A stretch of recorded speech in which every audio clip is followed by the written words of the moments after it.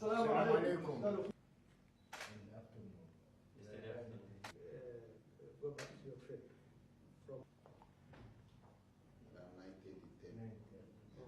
waxaa maanta saaka subaxnimadii 11 barkii gagada diyaaradaha muqdisho ka soo degay wafdi uu hogaaminayo wasiirka arrimaha dibadda ee Eritrea Cusmaan Saalax oo ka mid yahay taliyaha madaxweynaha Eritrea Yamani.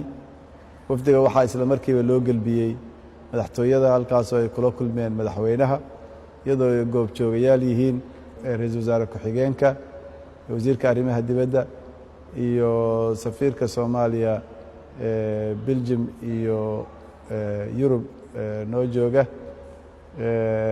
wafdigu wuxuu u yimid si xoojinta xiriirka labada dal ee walaalaha Soomaaliya Eritrea. waxay wafdigu fariin ka wadeen madaxweynaha dalka Eritrea Siyaasi Afwerki oo ay u gudbiyeen madaxweyne Maxamed Cabdullaahi Farmaajo.